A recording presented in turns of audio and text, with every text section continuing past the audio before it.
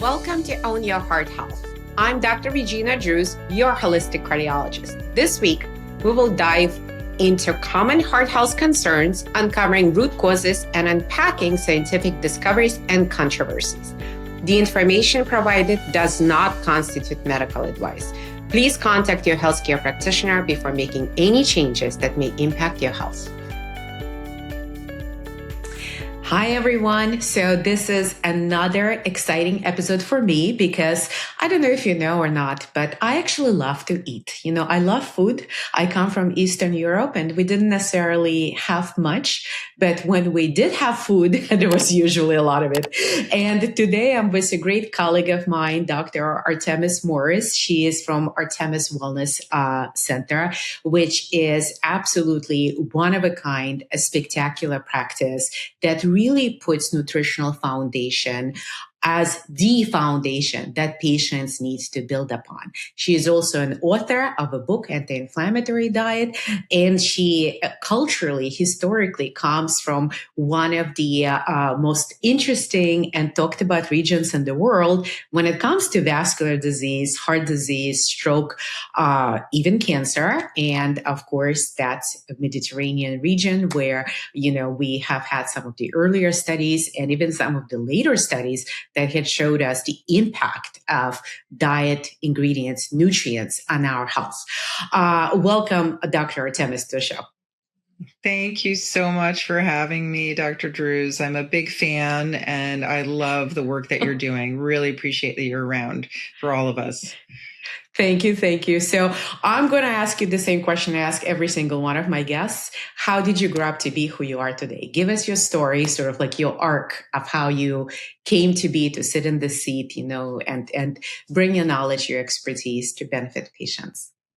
Yes, thank you. So I grew up in a Mediterranean household. My mom is the direct import, as I call her, from the island of Crete in Greece. And my father was born in the US, but his parents were from Crete as well. And it actually wasn't till later on that I did an ethnographic study for a doctoral program at University of Lancaster that I realized in the research that is the origin of the Mediterranean diet, as it was quoted by Dr. Ansel Keys in the 7-country study. So I definitely was immersed in the Mediterranean diet culturally. We would go to Greece, we would go to Crete. And that also informed my direction in medicine, because growing up, we would be given chamomile tea rather than take antibiotics as first line. Like I think I maybe took 1 or 2. Growing up, we would have chicken soup, avgolemono soup, some of the classic traditional medicines. Now we know chicken soup actually does have immune function. It works. Which is great. It's been wonderful. And then extra virgin olive oil, just, traditional foods, homemade foods. And so growing up in that environment, when I was pre-med in college, I studied biology and psychology. I was interested in mind body, but I was definitely wanting to, go to medical school. And I realized, doing some internships, I did one internship at Yale OBGYN oncology, and it was very interesting, but I didn't see anything in nutrition, and it puzzled me. And it wasn't until I took a tour of, a top medical school, and I asked, do you have any courses in nutrition? And they laughed at me and said, what does nutrition have to do with medicine? And so that was like, how many years ago was that? That was like 30 years ago, right? And so I realized that I really needed to go to a medical school that included nutrition, included herbal medicine, because that was my philosophy of medicine. That's what I grew up in and with. And so that's why I became a naturopathic physician, then an acupuncturist. And since then, I've been in practice over like 25 years now. I really with the ethnographic study, presenting at conferences, doing some clinical research on Mediterranean diet, women's health. I really just feel so passionate about sharing that wisdom that we're really seeing through research is the way to go for health and longevity.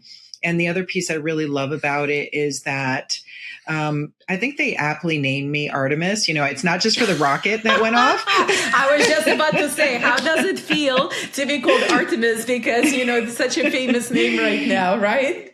Yes. I think people will actually know I'm not a man. I think I almost got drafted one time, but anyway, but Artemis is the Greek goddess of nature.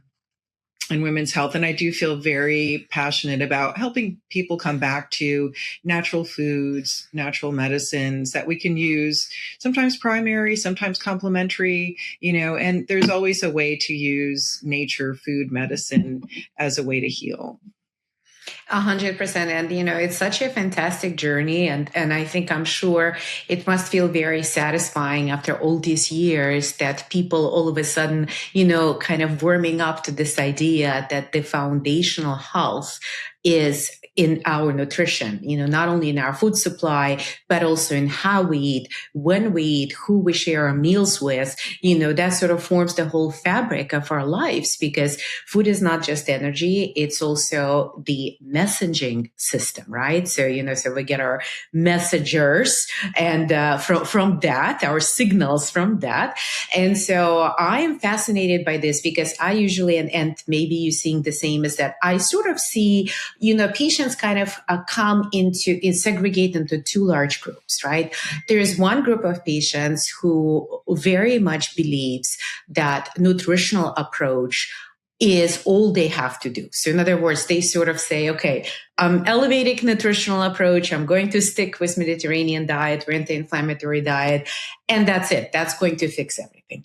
And then there's another group of patients who are sort of the opposite, right? They sort of are looking at the nutrition as part of the process, but they more inclined towards supplements, maybe toward medications, maybe toward procedures. So what are you seeing in your practice? Sort of there is science and then there is real life. So, so I want to bridge the gap between the science and what actually happens in reality. Yeah, I really appreciate your insights. And I just so appreciate being able to talk with you, collaborate, because I feel like the future of medicine is this. So thank you so much for inviting me and for having a show that really talks about these things.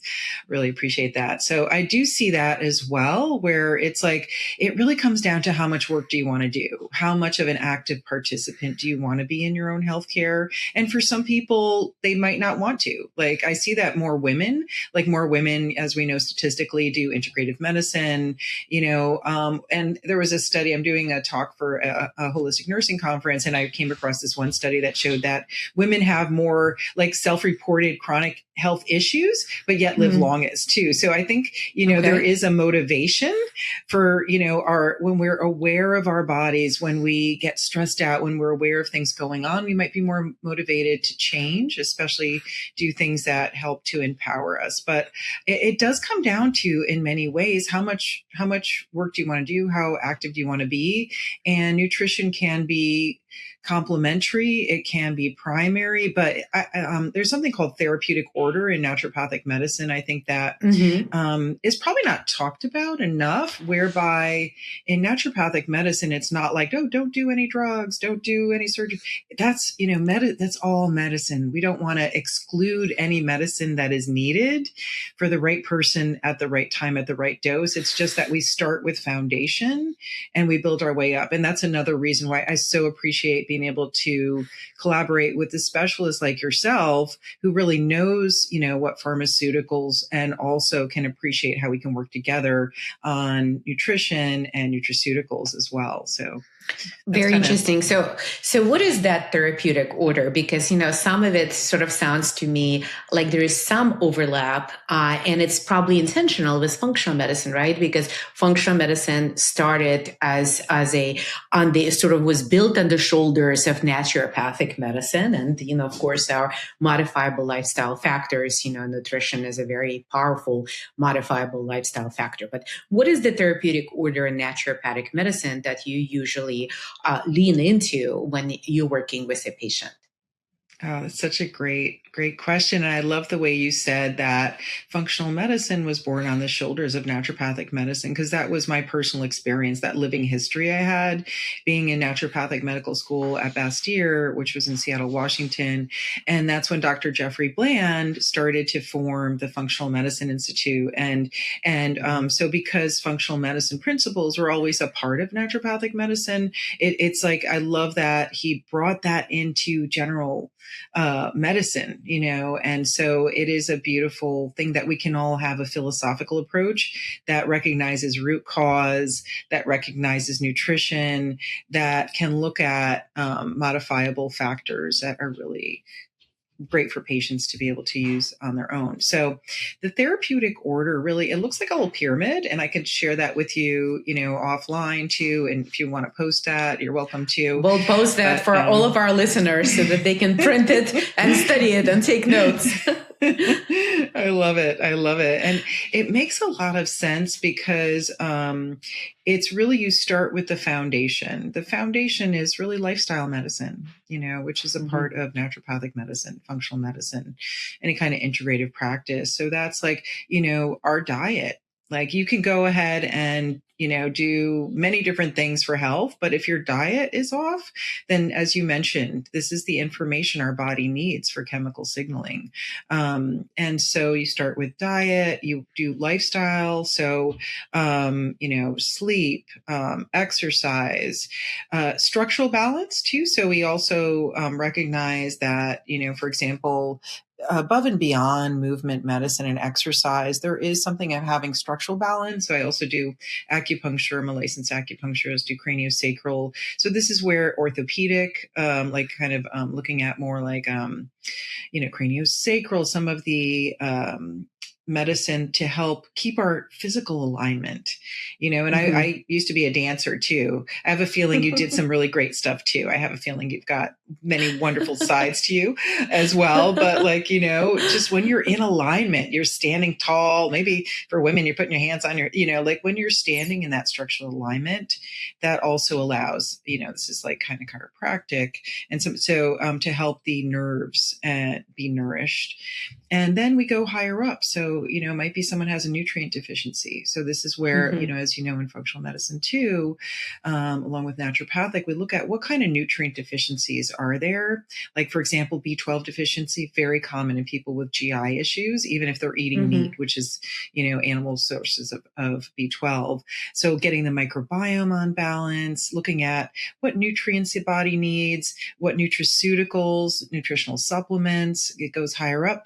And then if, let's say, they're still like their cholesterol and their blood sugar is still not balanced, when we've done all these wonderful things, mind-body medicine, working on stress factors, environmental triggers, toxins, SIBO, like all the things that can go wrong, removing the things that are off and giving the body what it needs to heal, that vital force.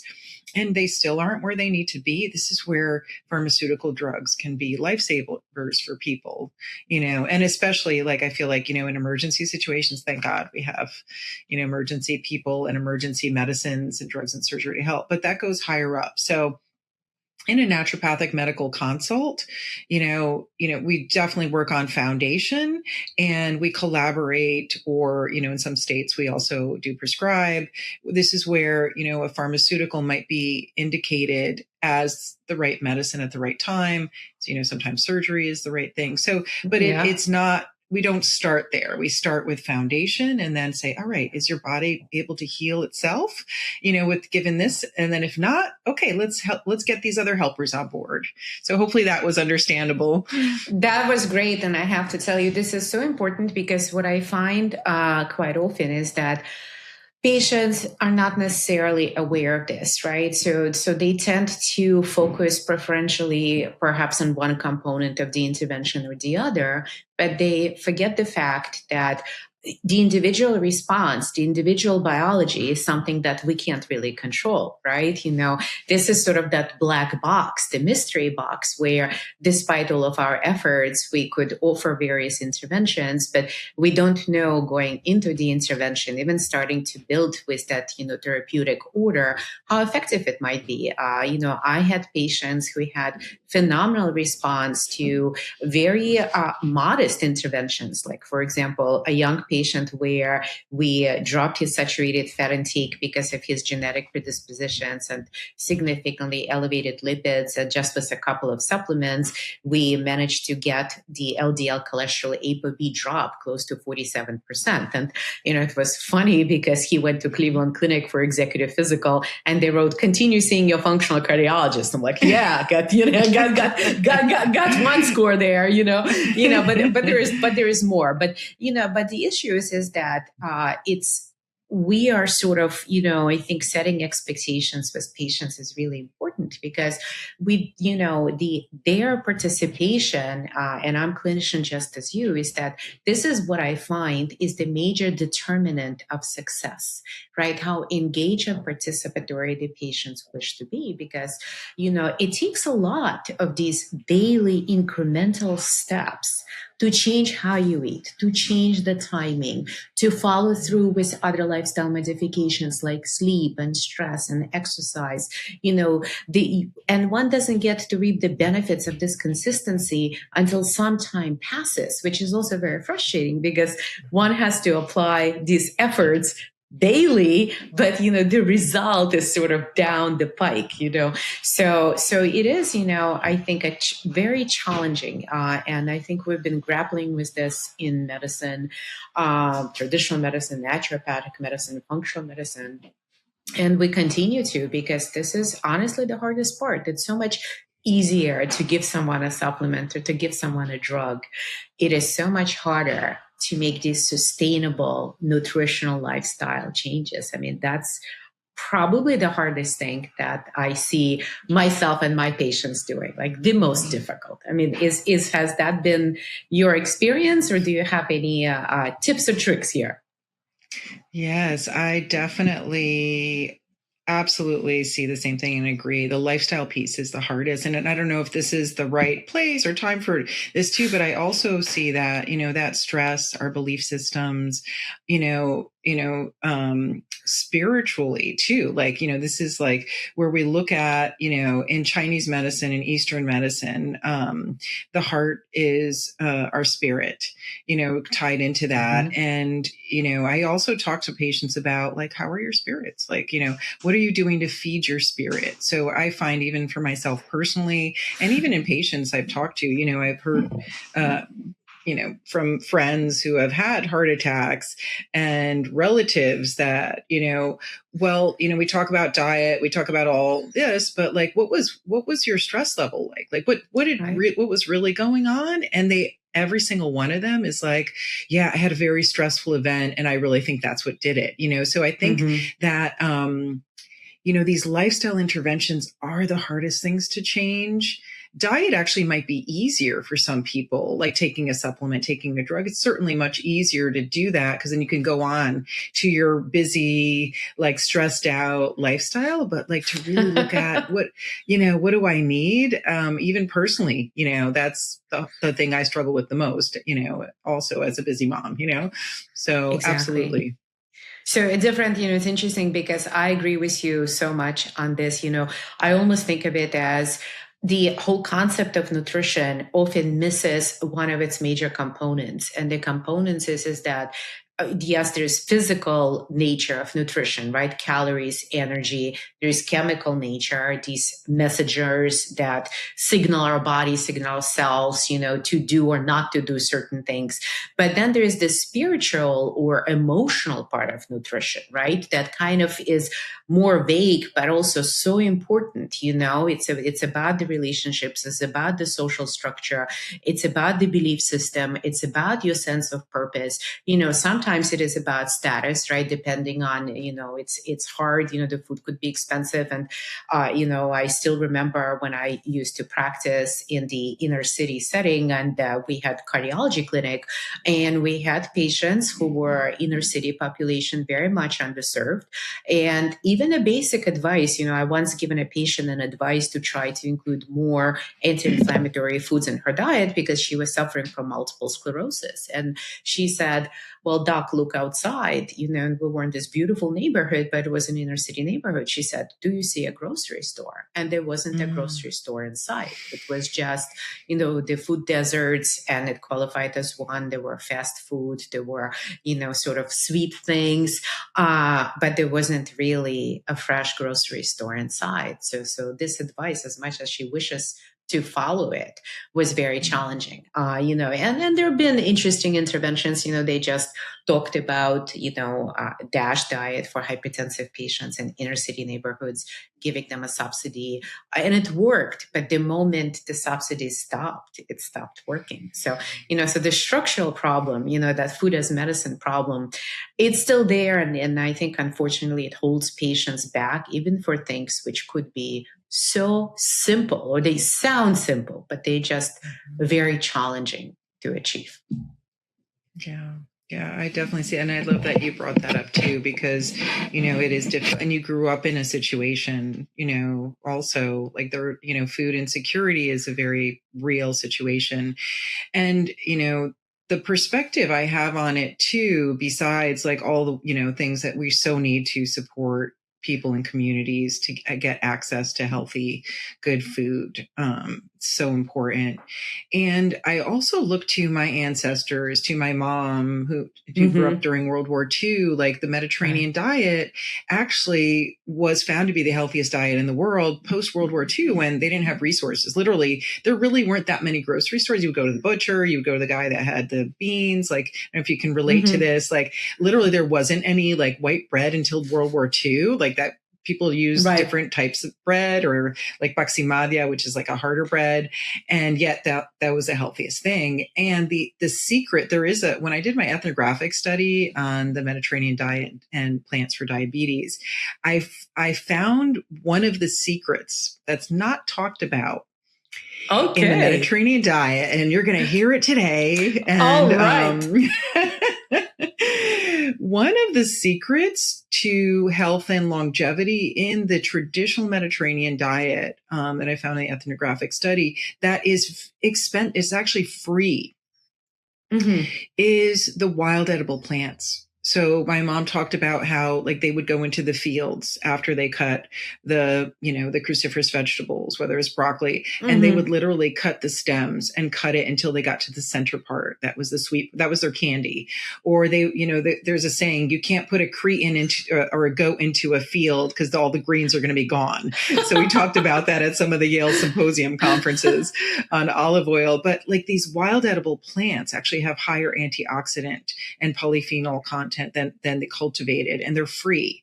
Now, the problem is like if they're not clean, if our nature, if our soil is not, these plants like dandelion, which is growing today, like I definitely encourage people to please do not spray your lawns. You're going to actually get toxins that'll affect your metabolism and cancer risk. Like let's really stop spraying the lawns. We've got free food on our lawn right now, like dandelion, chicory, traditionally used, as the coffee substitute. We've got, but there's thousands of wild edible plants that are a traditional part of the Mediterranean diet of Crete that it's not talked about enough. And there have been studies. Dr. Artemis Morris, another Artemis, did some studies on it, but there's a lot of great studies out there, and that could be a whole nother thing to talk about. But I would love to see that. Fascinating. So because, first of all, I'd like to ask you what ethnographic study actually is and what did you find? And second of all, I'm just blown away that our sort of Westernized concept of Mediterranean diet is basically nuts, seeds, and extra virgin olive oil. And, I've never heard of, wild plants. I mean, yes, in Eastern Ukraine, we did use wild plants also, but it wasn't really called any specific diet. It was just our own diet, I guess. But for Mediterranean diet, this is fascinating because this is actually connects the dots in so many ways. I personally always felt that Mediterranean diet is so much more than than its parts. Somehow the sum of its parts results in this exponential change, so much more than you would just expect if, from a simple addition or subtraction. And there are reasons for it, obviously, and you mentioned what those are. So ethnographic study, what is it? Tell us, and what did you find? Yes. Yeah. And at some point I would love to, chat with you even off air about what plants that you used. I just find it fascinating that we see a universality in wild edible plants because they were free. They're part of like basically a part of local food for generations. And we're losing that knowledge, which is part of why the ethnographic study, I think, is so important in addition to complement the clinical epidemiological studies. So an ethnographic study, from the Greek word ethno, it's basically a study, and it's similar to kind of what the Blue Zones attempted to do, to literally look at, interview people who were living. So what I did is I did an ethnographic study where I interviewed people who were around during the time that Dr. Ansel Keys did his Keystone, Dr. Keys, study on the Mediterranean diet. So basically Dr. Ansel Keys studied 7 countries. That was the 1950s. So I went to Crete and I interviewed people who grew up during that time. And I asked them, what did you eat? What was your folk medicine like? So to get a really great sense of we know from the 7 country study that it's a high fat diet, olive oil, all the patterns, but what they were actually eating included these wild edible plants. And you go to Crete, you go to parts of Italy today, you go to Mediterranean regions and you talk to the old folks there, you talk to anyone who was around in the 1950s, they're going to tell you the same thing. That the wild plants were a part of it. Spirituality has always been a part of medicine and traditional cultures. And that's whatever one you relate to. Community has always been a part of that. So I also interviewed people that told me, for example, there was one participant that had diabetes. And I said, okay, well, what'd you do? And in Crete, it's kind of funny. I don't know if they're still this way. I think they kind of are. I don't know if it's in your ancestors are like this or relatives, but they love to fool the doctors. They love to be oh, I have 100%. Diabetes. Let me see. I'm going to come to you next time and not take this pill and show you how well I could bring my diabetes, reverse it. I don't know if they're still like that there too. Yeah, it's my father. When he was diagnosed with diabetes, he said, who said that blood sugar of 500 is diabetes? I'm like, well, that's actually sort of a medical emergency. And he was like, I feel fine. There is this very there's really great parts too, because they're very self-motivated. Like we talked about in the beginning, these are not the patients that want to take a pill and move on. Right. They want to really, be able to have control over their own health. And so there's one participant, he was diagnosed with type 2 diabetes. And he said, well, I'm going to eat this certain wild edible plant. That happened to be a wild lettuce. So it's agrio amaro. Okay. He also ate traditional, the dandelion, taraxico, which is eaten all over the world too. And when he went back, he didn't take the pill. He went back and his blood sugar had reversed and was normal. So that's it's not a double-blind placebo-controlled trial, but these are in an ethnographic study. I got some really great information on what people actually did around that time that Dr. Keys. And so that definitely put me on a literature search of a lot of this information. And I have presented at the Yale Symposium and Olive Oil that I've been a part of for I think it's been 10 years now, on, wild edible plants and even Mediterranean Diet Roundtable. So women in olive oil. So some of this information, and someday I'll write that book, maybe when the twins are older. No. I have so many questions for you. So first of all, wild edible plants. In Ukraine, we also dandelion greens and also sort of the remnants of beets. The green parts of beets. I don't know what they would be called in English, but in Ukraine it was batva. So basically we would chop it up, right? So that was sort of very similar. But when we go, let's say, to a supermarket, right, and we see they're selling chicory root, they're selling dandelion greens. Should one get it? Or is it the same or is it not the same? Right? How would you position it? I love that you're asking that. And and just to go back to the beetroots, so you can see, call those the beet greens. And those are very high in potassium, which as you're aware that can lower blood pressure, normalize it. If it's low, it's an electrolyte. Dandelion everywhere. So my father was type 2 diabetic, and, he grew up with a traditional Mediterranean diet in Connecticut, in Westfield, Connecticut. And so, they had a farm. He had to sell vegetables before, during the Depression, before going to school. The whole lifestyle was transferred over, and their wild plants were a part of their diet with extra virgin olive oil. So this is the thing I think that is also a key, is how they're prepared. But let's start with just, if you see dandelion greens, organic chicory at a supermarket, if you can get wild amaranth, which is a very common wild plant in Crete. And do you use wild amaranth also? I'm not sure we use it necessarily in Ukraine. We used a lot of buckwheat, but so that was regional. But I had seen wild amaranth in the stores. I have no idea what it's doing. Anyone starting a garden, they're going to get some free food with it. That don't pluck it. Like, you literally, as long as it's organic, it's not sprayed with toxins. It's considered a blood purifier in herbal medicine. So yeah, definitely get it. Cause like my dad, as I mentioned, type 2 diabetic, my mom literally every night cooked him dandelion greens that she got from the store. Sometimes when they were available, like during the spring, they would pick them. But how it's prepared is also very important, because we're not, putting butter and bacon on it. We're actually, the way it's prepared is called horta. XORTA. I do have something on my Instagram on how to do it.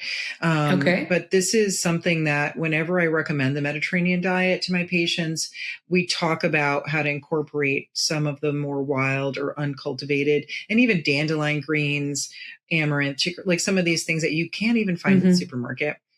You want to boil them, and then you add olive oil and lemon juice. And then there's a very important part too that you could easily miss. And then Michael Pollan, I think, mentions this in one of his books. You have to drink the juice.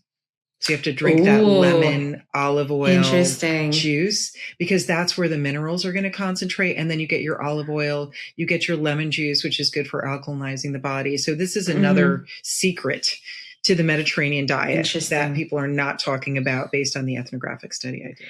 So this is fascinating. And, I am a huge lover of olive oil. I love my olive oil. I could drink it raw, and sometimes for my patients, I usually tell them, they make, for example, a protein shake and they add some organic, berries to increase the number of phytonutrients. And I always tell them, take a shot glass and pour it into your protein shake, right? Let's start there, because in the studies that actually showed the benefit of olive oil, the consumption was really high, right? The consumption was 7 grams per day, sometimes a little bit more. Now that's a lot. That's not like a few little sprinkles on a salad. This is more like 2 or 3 good tablespoons, So that was sort of like, or a shot glass, the Eastern European patients, and most patients would know what a shot glass is, but, so it's profound. So how do we, Dr. Artemis, since it's your specialty and you're coming from that region,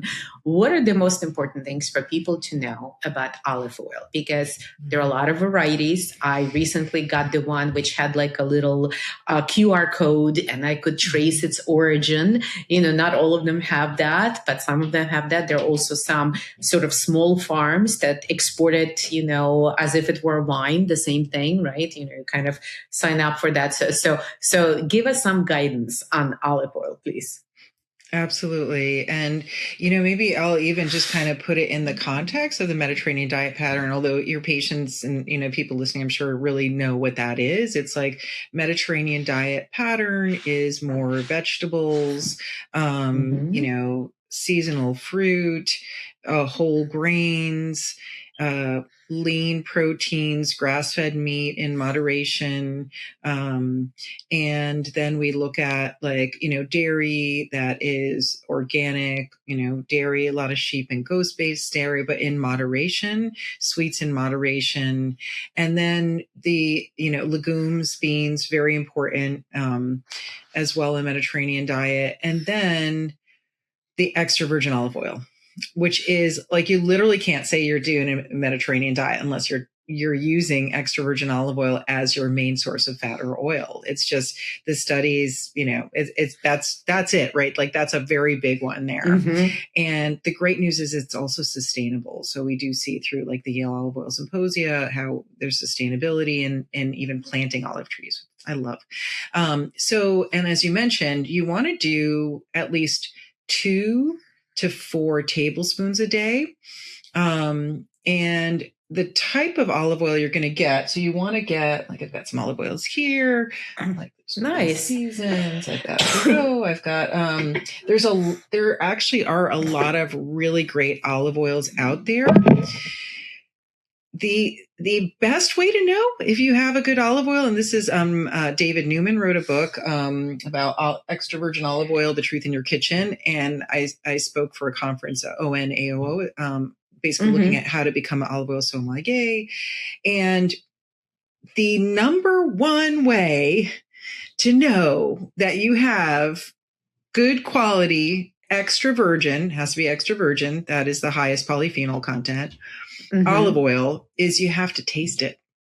Right. Because you can get like the best bottle, like it just like fresh harvest, every olive oil is cold pressed. So don't look for that marketing. Cold pressed doesn't mean anything. It just means that they're using the methods that all olive oil producers are using.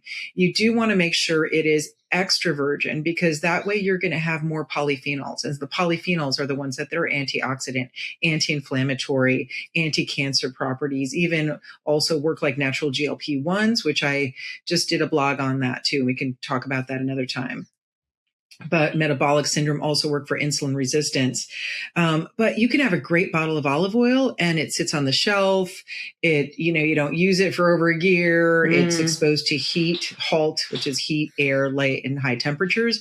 And it could turn rancid and you don't get any benefits from it. So, so that's, it's really important, but definitely traceability, harvest date, if you can find polyphenol content. And I do have a list of extra virgin olive oils I recommend for my patients. We just started carrying in office, and I belong to an international group called Women in Olive Oil, where there's producers, there's, sommelier experts, and, doing some research with Yale. We did a small pilot study on cardiovascular markers. It's like, there's a lot of wonderful, wonderful olive oil producers out there internationally. And so it can get very confusing, but go for extra and virgin. Expensive. Yeah. It's a nutraceutical. So you really want to think of it as like how much you're investing in your health now is going to be how much less you need to invest in the drugs and surgery later. Right. Exactly. So, definitely invest in a good bottle. And I recommend having at least 2, if not 3 bottles of extra virgin olive oil. So you want to get one really high quality nutraceutical olive oil. And there are some nutraceutical brands that I use, like Laconico, Piro, there's Oleo. There's a lot of different ones that are really good. Nutraceutical. And we're going to get that list from you because we all need that list. You got it. Yeah. So you want to have your really super duper like high end one that you're going to drizzle, and olive oil is very stable with heat. There's another article I wrote on that I can share with you.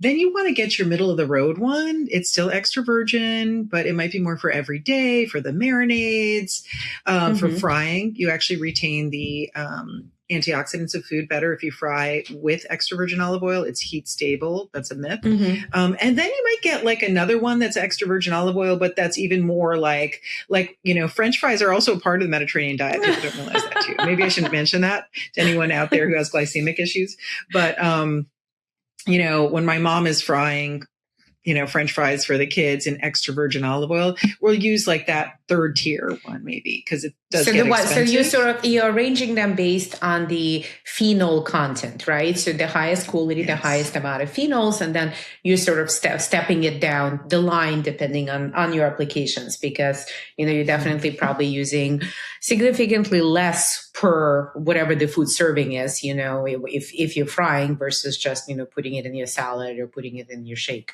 Interesting. So three-tier approach to olive oils. Absolutely. Yeah. That's the way I do it. And it feels like it'll help also economically, because you'll have your high end one that you could put in your shakes, that you could drizzle on your vegetables, middle road marinades, sauces. And then if you're going to fry, you've got your frying extra virgin olive oil too. Interesting. So another question that I have is that what really is the difference between anti-inflammatory food or anti-inflammatory diet and Mediterranean diet? Because so often when we talk about anti-inflammatory diet, we actually mean Mediterranean diet. And we always say, well, Mediterranean diet is highly anti-inflammatory. It's cardiovascular protective. It reduces total mortality, cancer mortality, stroke, heart attack, all of these things. So what, do we need to be this rigorous and apply those terms, and how much of the overlap are we actually seeing? That is such a great question. And really great question. And one of the things I did, so as, the co-author of the Anti-Inflammatory Diet for Dummies, we just did our third version of it. Yeah. So nice. It was fun. I was so honored to get to work on that. We first started this 14 years ago, I remember, because I was pregnant with my twin son. But in this third version, we have info on the extra virgin olive oil. So the question being, what's the difference between an anti-inflammatory diet and a Mediterranean diet? So when I was writing this book, 14 years ago, I reviewed, the studies on anti-inflammatory diets. At that time, I was teaching for a functional master's in nutrition course at UB. And, so there was a lot of information I wanted to synthesize. And as you may be aware, the top anti-inflammatory diets that have, through scientific research, are absolutely the Mediterranean diet. Mm-hmm. We saw the Okinawa diet that Dr. Wild talked about. Certainly there's DASH, there's some other diets, but those are really, if you look at it, those are really the top two. We look at, so how does that fit in when we talk about vegan diets, paleo diets, ketogenic diets? So it all can get very complicated, and I'm going to make it very, very simple. Please do. Yes, I have. Yeah, this is going to hopefully settle in, because it could just make things so simple. Really, what the research has found, it's about a pattern of eating, right? Mm-hmm. It's pattern. And then to really be anti-inflammatory as a clinician, this, we're in the trenches. We there could be a great study on something. Oh, do this. It doesn't work for someone.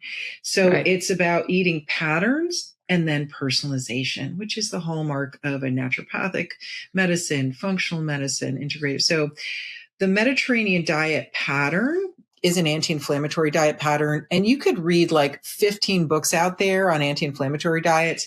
They're all going to have the same pattern. This is the pattern, the blue zone, same pattern, right? It's mostly plant-based, is always part of the pattern. It's tricky because when we personalize, some people cannot process legumes because their gut microbiome's off. Right. So the pesticides and or increased amount of fiber, because these diets are usually, they have a lot of whole food plant-based components, and so there's a lot of fiber. And some patients, they're not doing well with fiber. Exactly. Yeah. When you're in the trenches and really talking to real people, personalization is so important. And you can do a Mediterranean diet pattern, ketogenic style, which Dr. Volto Longo has done some fascinating studies on longevity diet. Dr. Kara Fitzgerald has done some very interesting stuff and looking at some of the patterns that are absolutely Mediterranean diet pattern based too. Vegan diets, in the traditional Mediterranean diet, it's a vegan diet 180 days a year because of the religious fasting. That's another secret interesting. that a lot of people don't know about it. Secret number two. Yeah, that you could go through like almost like a fasting or a detox on a so that's part, as you probably, I don't know, culturally as well, like when you don't have a lot of food in the winter, because it's not available, you really it's going to give your body, eating seasonally is going to help too. So I'd say the pattern. Yeah. The pattern, and I mean, it's fascinating because these are things that, obviously olive oil is popular. People do know about it, but eating wild plants and sort of making sure that you're getting those components that are only available naturally through those wild plants, right? Sort of like wild plant juice. That's what I'm going to call it, right? Wild plant juice. I love it. Right. And, which could be a secret weapon. And certainly, you mentioned fasting. I'm a big believer, not just in the components of food, but the sequence of foods. And I always tell my patients, well, there's a difference between foundational nutrition and interventional nutrition. And, even Dr. Longo's protocol, his fasting mimicking diet, as he calls it, I consider it an interventional protocol. Ketogenic diet is an interventional protocol. But then there are diets which are foundational, like anti-inflammatory diets, of which, Mediterranean diet is probably the one that we actually see in real life and real regions that we have that on. This is the foundational way of eating. It's not really interventional, so, and on top of it, I feel like this is where sort of, we use this concept of same as you, pattern and personalization. So, so at the Holistic Heart Centers, we're very data driven. So, so we'll look at, not just blood biomarkers and genetic markers, we'll look at digital biomarkers. Are we actually seeing a shift in insulin sensitivity? Are we seeing a shift in body composition? Are we seeing a shift in HRV and, increase in stress resiliency? Because these digital biomarkers are actually complete the picture for us, right? That we understand then that the pieces of lifestyle fit in a specific way for this specific person. And the combination of this will actually amplify the results of just these separate interventions. But this is fascinating. So do you have a recipe sort of, or a quick, maybe, like if a person is not sure that they have maximized their opportunity to eat an anti-inflammatory diet, right? Or if they're not sure if what they're actually eating is consistent, maybe at least 70%, maybe a little more with Mediterranean diet, what are the tools or resources that you can point out to where people can say, I can check myself against this and see what's missing? Yes, that's a great question. And I really appreciate that you talked about some of the markers, the biomarkers that are very important. And these are the ones that we see in research. In the Mediterranean diet is the most scientifically verified diet for cardiovascular disease, chronic disease, diabetes. We see it for cancer. And these are the patterns. So if you want to make sure that you're consistent with some of the most important patterns, like some of the things that we do see in the studies, like there's even like different scales that have been used in different studies. Dr. Trichopoulou has used these. So we look at large studies, like the pattern that we're looking at is definitely plants. Like you want to make sure, number one, make sure you're eating a lot of great veggies. And this is where you can personalize, right? But eating vegetables, there's no like kids, adults, everybody eat your vegetables. Eat your vegetables. That is number one. We really cannot, cannot compromise that. And then if you're doing that with extra virgin olive oil, olive oil, goes well with, your lemon juice or vinegar. So eating that with the extra virgin olive oil, you're going to actually increase your antioxidant nutrient content. There was a study showing that lycopene content was had an increased absorption from tomatoes when you add olive oil to it. So you're actually going to get more nutrients out of your diet when you add that extra virgin olive oil. So vegetables, So Extra virgin vegetables olive oil. with amplification with extra virgin olive oil. Yes. Okay. Yes. Yeah. So those two, like, even if you do those two, some of the studies show like really great results, like mostly using extra virgin olive oil as your main source of oil and fat, increasing vegetables were great right there. A lot of good studies on that for metabolic function, for shifting even visceral fat, like especially studies for women long term, even extra virgin olive oil there's some really interesting studies on plaque, and CardioPrev showed that it actually stabilizes plaque. So this is like, it's so exciting what good quality olive oil with high polyphenols can do. Then the next thing is you want to look at you look at foundation. What kind of protein are you doing? So we've got our carbs would be like the good veggies. You can do some grains, but this is where you can play around with it. I know I have a lot of patients that are gluten sensitive because their microbiome has been wiped out. Right. So, whole grains, you want to get the fiber in. Certainly veggies are a nice way, certain grains. But then you can look into the wild plants up there. The protein sources are important, and a traditional Mediterranean diet is beans, nuts, and seeds as the main source of protein. Wild caught fish, important 3 days a week. Grass-fed meat. My mom actually grew up in this cohort time. And so they would have like meat, like rabbit one day a week, and, maybe chicken, lamb on special occasions. So grass-fed, pasture raised, quality plays a big role in terms of the quality of, the essential fatty acids of that. We talked about the fish, and then we look into dairy. Not everyone can tolerate dairy, but definitely fermented foods that can include yogurt, which has been shown to help longevity because it promotes the microbiome, right? And helps our GABA and and then sweets, like natural sweeteners, like, honey, raw honey, like there's different natural sweeteners, and you can have your occasional sweets, but make it whole food. So I think I got everything. Am I missing anything? You got everything.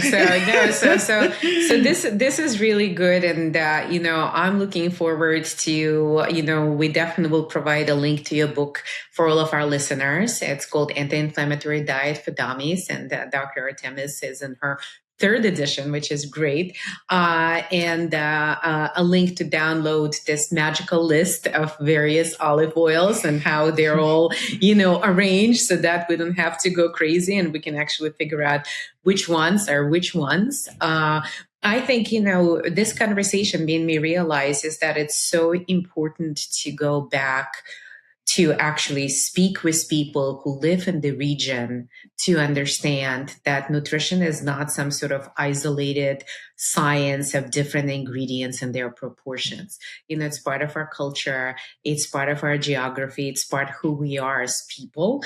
And, sometimes, very often, it's the simple things that drive the major difference. And, I am the 80-20 rule kind of person. And I do believe that, there's 20% of those interventions will drive 80% of results.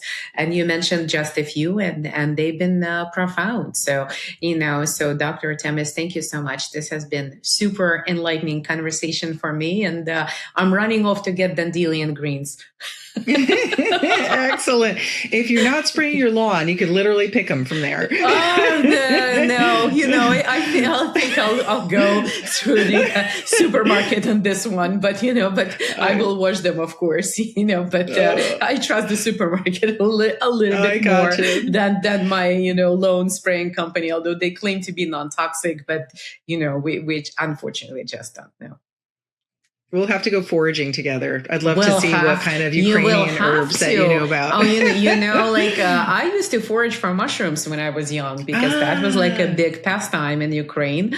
And, I'm yet to make it to Crete. I would love to visit Crete. The closest I came is that I visited Greece. It was on my 50th birthday with my husband, and it was phenomenal because, we went to Santorini and Athens. And, the moment I ended up in Santorini, I said to myself, I walked through the streets meats. I saw, the fresh fish in the stores and all the vegetables and those beautiful Santorini tomatoes, growing in the volcanic ash. And I said, oh, I can live here forever. It's just, the food is here for me. So, thank you for bringing a part of Mediterranean with you into this conversation.